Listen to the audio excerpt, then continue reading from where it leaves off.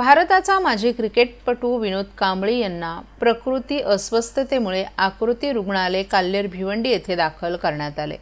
या रुग्णालयास भेट देऊन त्यांच्या प्रकृतीची विचारपूस करण्यात आली आहे।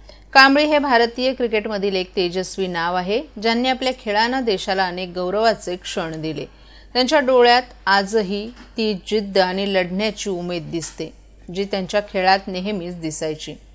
त्यांची प्रकृती सध्या स्थिर असून लवकरच ते पूर्णपणे बरे होतील असा विश्वास आहे। त्यांच्या कुटुंबियांशी आपण संवाद साधला असून यापुढे कांबळी यांच्या औषध आणि रुग्णालयाच्या उपचारांमध्ये कोणतीही कमतरता भासू देणार नाही, असं मंत्री प्रताप सरनाईक यांनी त्यांच्या कुटुंबियांना आश्वासित केले।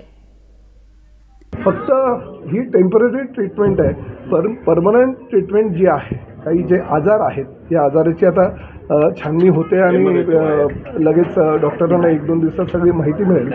तर जे काय आजार आहे त्याचा पूर्ण उपचार करण्याची जबाबदारी आता आम्ही उचललेली आहे। म्हणजे विनोद कांबळीला ज्या वेळेस वैद्यकीय उपचाराची गरज पडेल त्यावेळेस गंगूबाई संभाजी शिंदे हे हॉस्पिटल, इंदिराबाई बाबूराव सरनाईक हे हॉस्पिटल आणि त्याचबरोबर आकृती हॉस्पिटल जे आता ज्या हॉस्पिटलमध्ये ॲडमिट आहे, हे 3 हॉस्पिटल विनोद कांबळीच्या वैद्यकीय सेवेसाठी आयुष्यभर त्याला जी काही वैद्यकीय मदत लागेल त्यासाठी आम्ही कटिबद्ध आहोत आणि फ्री ऑफ चार्ज पूर्ण उपचाराचा खर्च आणि पूर्ण औषधे ही आमच्या ह्या 3 हॉस्पिटलच्या माध्यमातून त्या ठिकाणी देण्यात येईल। डॉक्टर इंदिराबाई बाबूराव सरनाईक आणि गंगूबाई शिंदे हॉस्पिटलचे इंचार्ज डॉक्टर पॉल आहेत, त्यांना ही जबाबदारी दिलेली डॉक्टर ठाकूर आहेत, त्यांनी ही जबाबदारी घेतलेली आहे। त्यामुळे त्या 3 हॉस्पिटलच्या माध्यमातून हा सगळं खर्च आता आयुष्यभर केला जाईल।